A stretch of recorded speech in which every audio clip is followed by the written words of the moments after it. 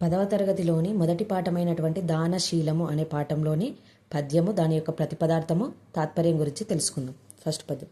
కులమున్ రాజ్యము దేజమున్ నిలుపు మీ కుబ్జుండు విశ్వంబరుడ లథింబోడు త్రివిక్రమ స్ఫురణవాడై నిండు బ్రహ్మాండము గలడే మాన్పనొఖండు నా పలకులాకర్ణింపు కర్ణంబులన్ వలధీదానము గీనము బనుపుమా వర్ణిన్ వాధాన్యోత్తమ.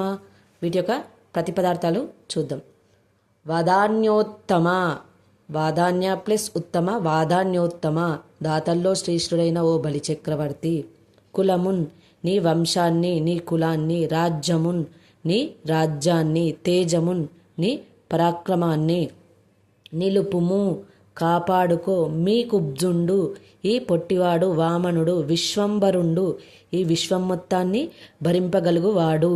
అలథింబోడు, సులభంగా వెళ్ళడు. త్రివిక్రమ స్ఫురణవాడై, 3 అడుగుల పేరుతో 3 లోకాలను కొలిచే. బ్రహ్మాండమున్, లోకమంతటిని అంటే ఈ బ్రహ్మాండాన్ని. నిండు, నిండునంటే నిండి పోతాడు. మాన్పన్, ఇతన్ని ఆపడానికి. ఒకండు, ఒకండు అంటే మరొకడు. గలడే, కలడు ప్లస్ ఏ గలడే, ఆపగలుగుతాడా, తప్పించగలుగుతాడా. నా పలుకులు, నా మాటలు. కర్ణంబులన్, చెవులతో. ఆకర్ణింపు, విను. ఈ దానము గీనము, ఈ చెడు దానాన్ని. వలధు, వద్దు, చేయకూడదు. వర్ణిన్, ఈ బ్రహ్మచారిని, బ్రాహ్మణుణ్ణి. పంపుమా, పంపించి వేయు. ఇది ఈ పద్యం యొక్క ప్రతిపదార్థాలు. తాత్పర్యం చూద్దాం. ఏంటి తాత్పర్యం? దాతల్లో శ్రేష్ఠుడైనటువంటి ఓ బలి చక్రవర్తి, నీ వంశాన్ని, నీ రాజ్యాన్ని, నీ పరాక్రమాన్ని కాపాడుకో. ఈ పొట్టివాడైన వామనుడు విశ్వం మొత్తాన్ని భరింపగలిగేటటువంటి వాడు. తేలికగా పోడు.